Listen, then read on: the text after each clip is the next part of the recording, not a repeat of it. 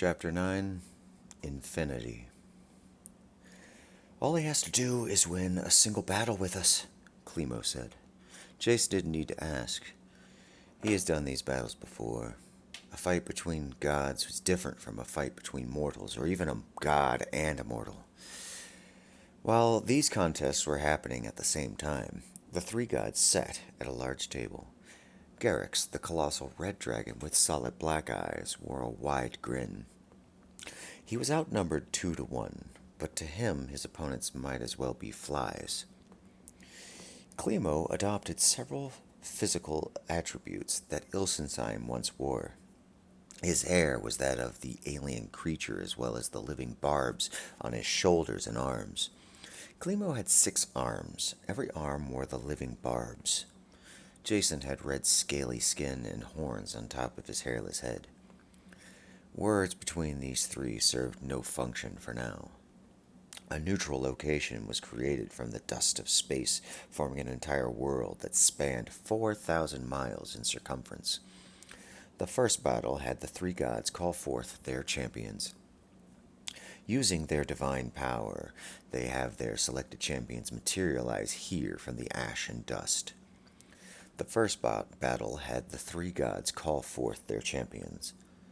Lazan, the voice of Garrix echoed in the mind of the dragon man that lived once again. I have given you a second chance at life. Serve me now, and as you did before, and you will be well rewarded. Fail me now, and you will die forgotten. Prove your worth to me. Lazan looked at the scaled hands. They burned hot with fire that he realized he could summon, not just with his breath, but with his very touch. The knowledge of how to use the Fire Lord's gift was etched onto his brain as if he had been using it for years. A thin ring of fire encircled around the top of his draconic head.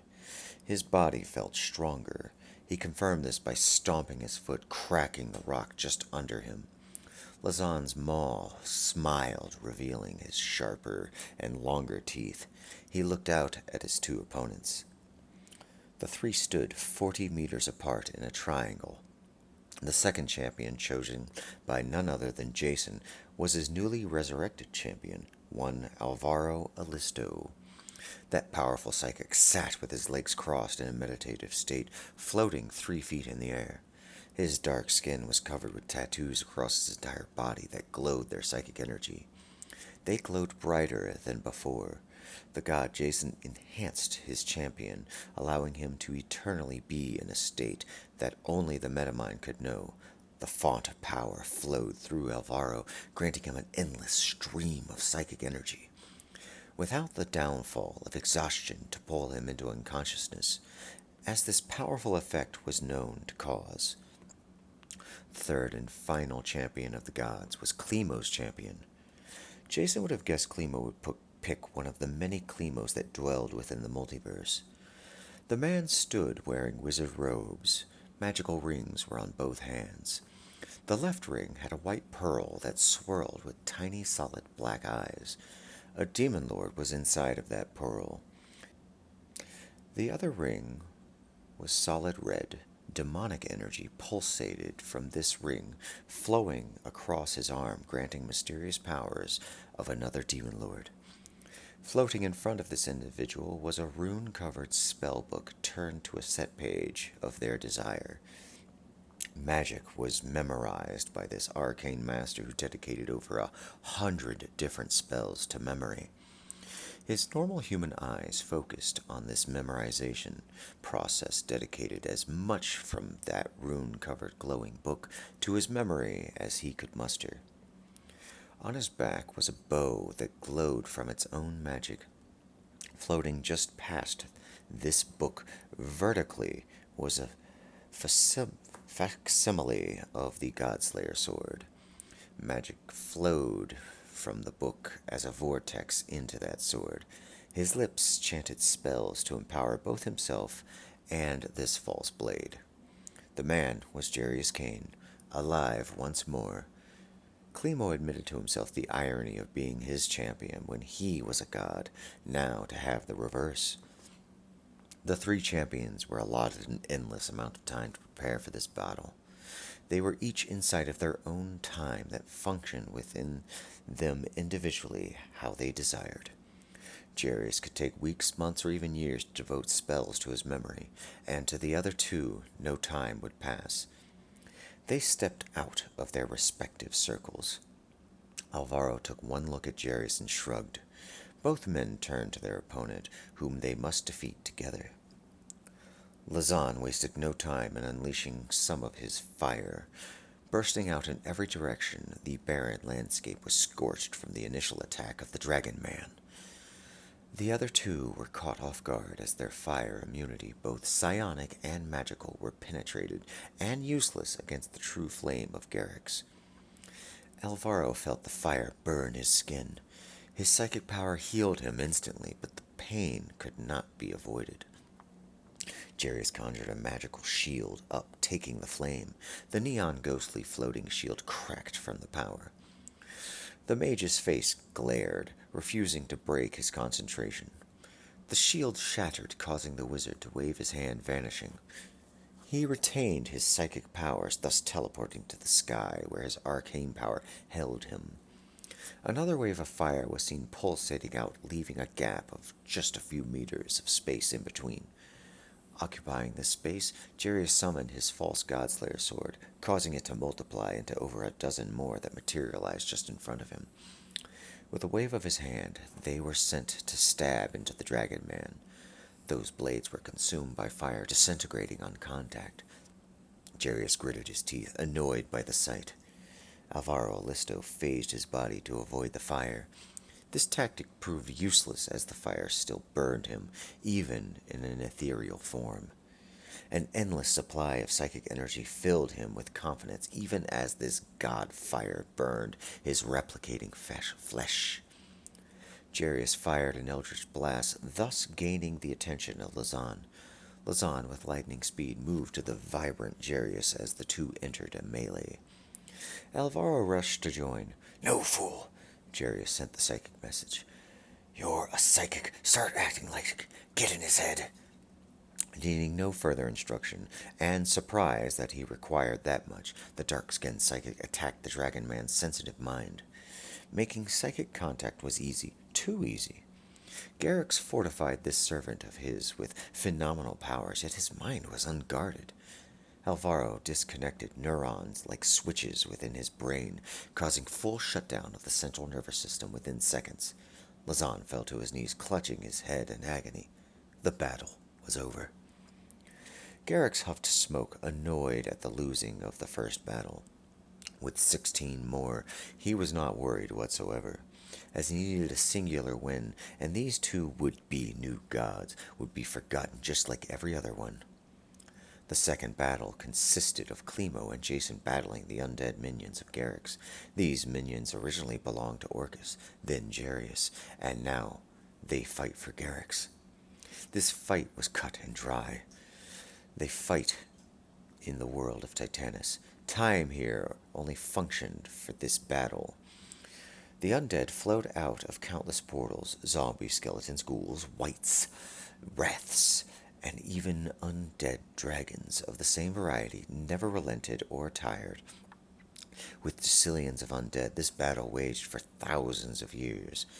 While very little effort was required from new gods, it was one of many diversions splitting their attention. Climo shook his head, annoyed by this endless fight. "I'm not doing this," the teleporting god said. Looking up into the endless sky, someone was seen watching from far away. Someone Climo knew from distant Cretan memories. Someone that he had a score to settle with. Jason chuckled. "We don't exactly have much choice here." The red god of magic and more shook his head. "Sure I do. Watch." Magical energy swirled from his mind, connecting with psychic energy. "With these two powers, I can manifest anything." "You are going to destroy this world, aren't you?" Jason asked.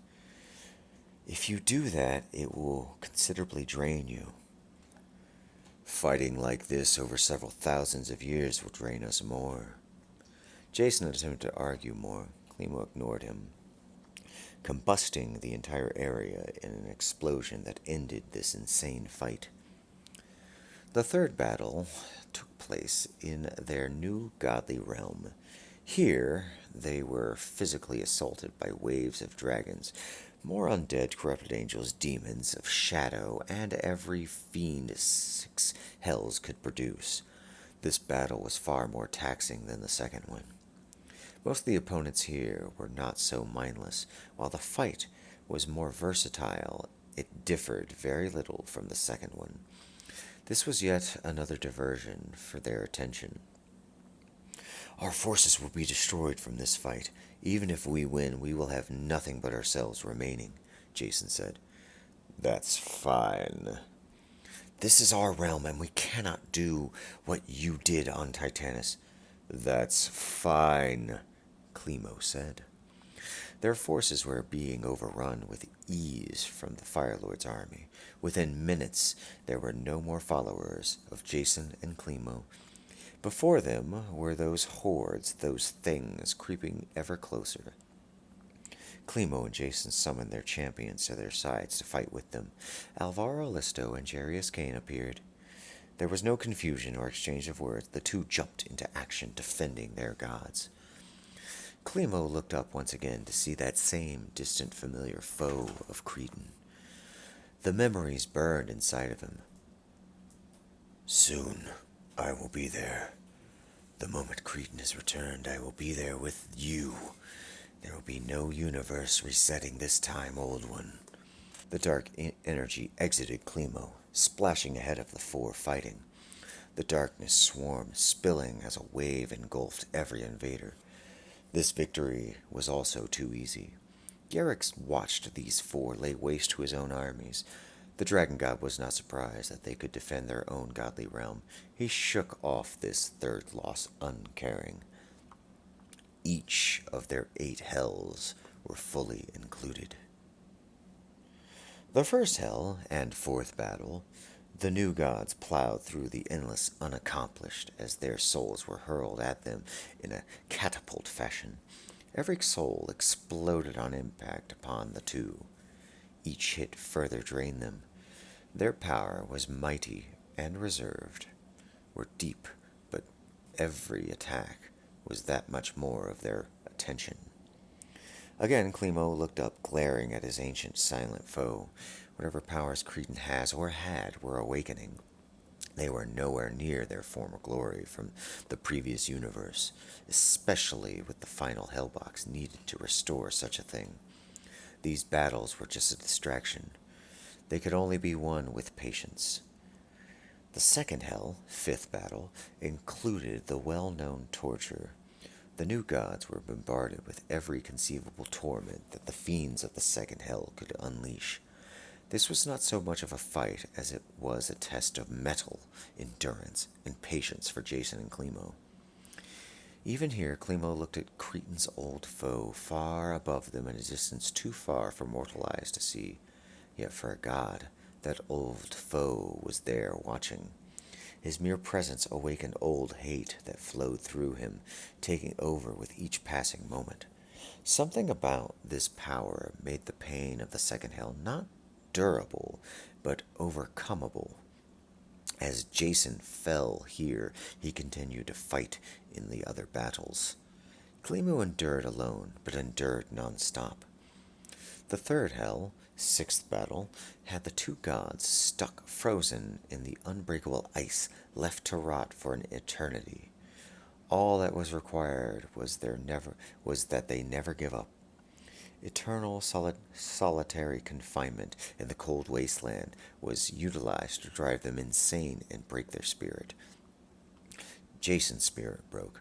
Klimo, however, held on, wincing through his eternal struggle. The thought of Cretan's old foe lingered in him. The fourth hell, seventh battle, was not painful or horrid, as one might expect, but filled with the tantalizing pleasures of the flesh. They were not suffering here as Thothos once made them. Instead, Garrix was having them orgasm with exquisite delight. The hope of the Fire Lord was to have them surrender to this. While they would forever be in sexual ecstasy, they would forfeit their divinity, and Garrux would win.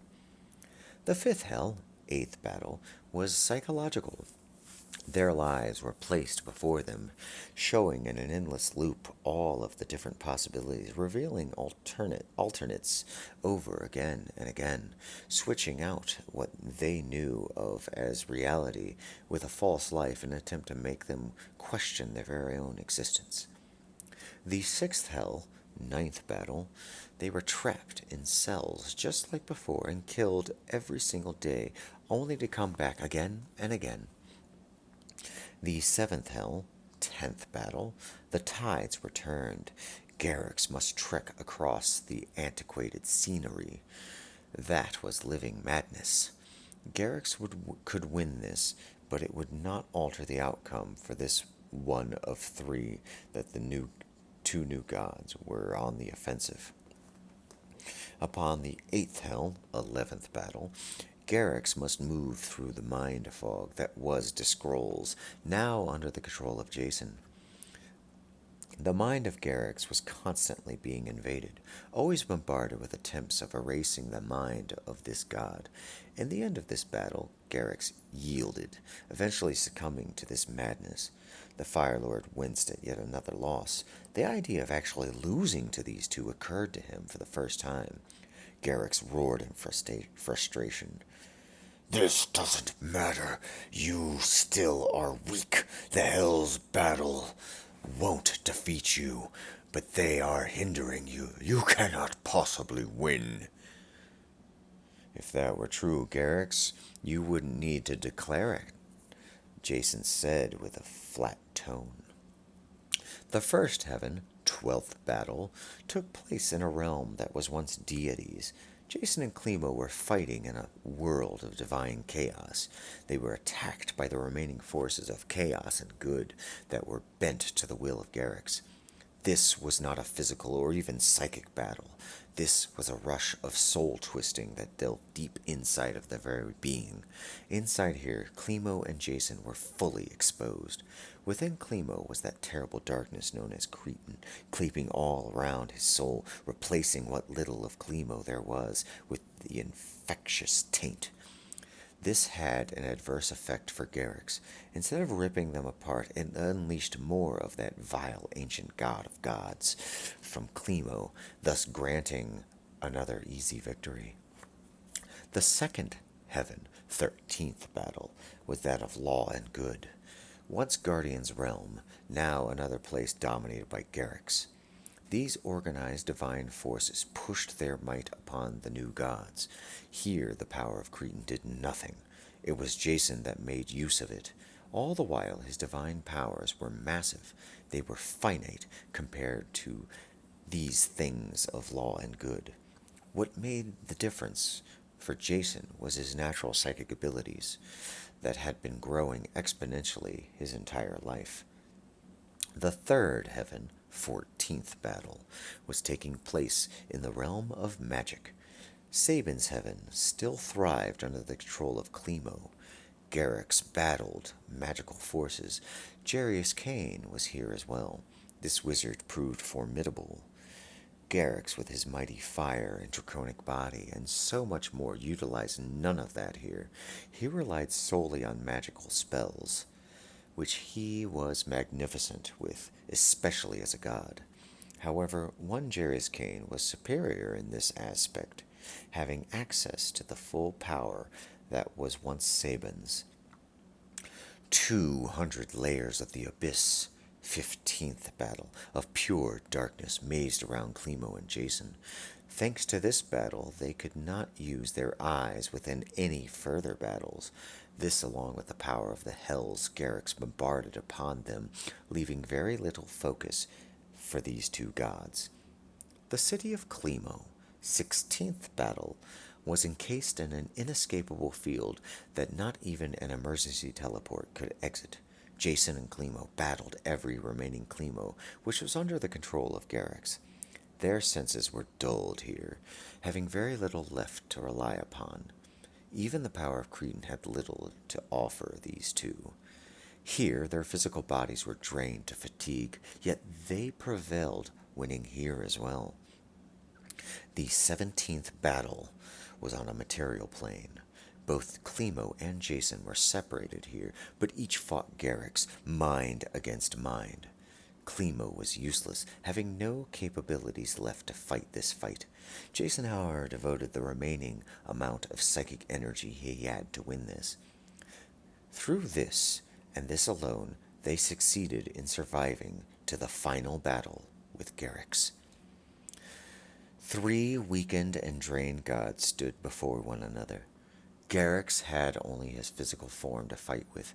His divinity armies, fire breath, and magic were expended with the other battles. Jason cannot use his greatest power, that of his mind. All of that was used up and focused on the other battles. Most of the power of the scroll was gone. Jason felt almost mortal again. In his hands, he held the one thing that could kill Garrix, the Sword of Katar. Garrix had his dark soul sucking eyes on that sword. Jason was still blind, making the eyes of Garrix useless upon him. Clemo had but one thing left to aid him. That was a fraction of his psychic energy. No magic could aid him, no Cretan power at his disposal, and no other divine blessing. Just his old powers remained. Clemo was also still blind. Yet even through his inability to see, part of him felt that old god of gods watching him. That thought burned through his soul. Far up above, he watched this final showdown. Clemo, I'm no good with a sword. You should do this, Jason called out to his comrade. No longer cocky, Garrix refused to take any more chances. He turned his body, swinging his tail at Jason, knocking the sword away. Having a massive body that maneuvered to the weapon with speed helped. Being able to see where the sword was helped more. Garrix stomped his foot on the blade, shattering it. He smiled, then looked back at Jason and Clemo. Jason stared in surprise at the direction of Garrix with his mouth open. The psychic had no words to form to express his devastated situation. Clemo was staring up. While he could not see the Ancient One, his face stared as if he could. He looked down angry, shaking his head. Really, Asmodeus, are you honestly going to let it end like this? Garrix moved his body towards Clemo, slowly and cautiously at first, but as he saw the teleporter make no move, he picked up speed. Clemo felt the ground shaking as the massive dragon trampled closer. You know, he is just going to kill you after he kills me. He ceased shouting, sighed, then vanished, teleporting to where Garrix just sped from. Garrix slammed his body into the ground, unharmed, but aggravated at the humiliation. I can't see you, but it is really obvious where you are. The Fire Lord spun his body again, scrambling to reach Clemo. I don't care. Eventually I will get you. You can only teleport so many times. I get it, Clemo said, not to Garrix. You want some kind of deal, don't you? Well, my child, you already know I won't settle for anything less than my hellbox. You have, and your divinity. Again, Clemo teleported away to where Garrix was just prior to the dragon reaching. Jason was on his knees giving up, and he could do nothing. Garrix ignored him. The only remaining threat was that annoying teleporter. Clemo continued talking to the last devil god, knowing that his words were heard. You know Garrix is just going to kill you and take your divinity anyways. Give me what I want. Give me what belongs to me, and you will never see me again. You know I tell the truth, Asmodeus. Clemo and Garrix continued their tumble. Clemo sighed. Clever as always, god of blasphemy. Clemo imagined the argument and back and forth between himself and Asmodeus. the demands both would make to one another. In the end, neither would concede to what the other had in mind. Cretan wanted all the divinity, just like Garrix, even though siding with Clemo and Jason would allow Asmodeus to live. It would leave him drained of all and any and all divinity. Siding with Garrix would prove inevitably get him killed. To Cretan, the choice was clear and simple. Asmodeus knew better. The god of blasphemy refused to respond until he was met with something that benefited himself. Clemo smiled. Think about it. This universe, however in shambles it is in, would be yours. He waited. There was still no response. Fine. I will offer you a trade. In exchange for my Hellbox and your divinity, you will have both Garrix and Jason. Garrix, forever in a glass case to gaze upon. As for Jason, we both know you don't need him in a box to keep him under control. You already have the means of doing that. Our deal is struck, came the mental agreement of Asmodeus. Clemo felt the box in his hand. Without even hesitating, he ripped it open, breaking the seal. The black, smoky energy weaved out in strands, wrapping around the teleporter. However, instead of entering him, as the other energies from the Hellbox did, those previous energy exited every orifice and pore of Clemo, forcing their way out of his mind, body, and soul. The 9 energies of Cretan met, combining into a singular stream that bubbled and boiled, recombining into the ancient, long-dead form. Cretan's last physical form looked strikingly similar to the red Clemo with the 6 arms. Maybe Jarius and Clemo had been linked together long before the essence of a Cretan went from the evil wizard to the teleporting swordsman. There was no way to know for sure. Their journey together did not end when Clemo killed him. Now, however, his body was being torn asunder from those powers still exiting him. The eyes were the first thing to rip apart. The popping sound echoed, reaching both Garrix and Jason, who stood doing nothing. There was nothing they could do. Clemo's flesh on his arms spiraled off, layer by layer, until bone was revealed.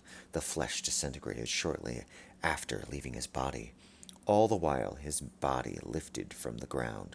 The dark energy still flowed out of his bones from newly formed holes and broken in twine from this process. Eventually, all that was left was his skull. Everything else vanished into dust, and that terrible darkness that stranded together was still pulling itself together.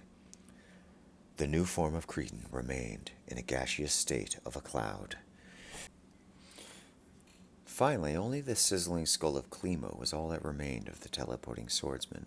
It fell to the ground, dead and motionless, never to breathe life again. Cretan in his gaseous state turned his attention to Garrix and Jason. The father of all demons engulfed them faster than the speed of Garrix, encompassing their bodies and doing with them what he will. Their divinity was stripped, their godly realms were liquidated, and the 18-stage fight was over instantly. Jason's eyesight returned, but his divinity was once again gone. Only his natural psychic power remained. He vanished. Garrix couldn't even get a word in. He vanished, never to get another word in. Cretan moved his attention to the one he truly wanted destroyed, that ancient foe that watched from a place that only gods compared to gods could even perceive. The place beyond all mortals and immortals alike. Cretan is one. He obtained every ounce of divinity this multiverse had. The power of the 13 gods flowed through him. All of that was still minuscule when compared to the realms he was about to embark upon. The things that were far beyond normal perception. He has risen. This is where his story ends. End of Chapter 9.